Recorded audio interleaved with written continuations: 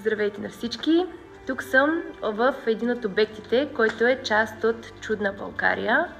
За тези, които все още не знаят какво е Чудна България, това е асоциация, която обединява най-добрите туристически обекти в страната, като тук включваме атракциони, исторически обекти, екопътеки, ферми за производство на чиста храна, ресторанти, къщи за гости, примерно в Родопите. Това не е от значение. Истинското значение е всеки един от тези хора или в случая обекти да се грижат със сърце и душа за своят бизнес.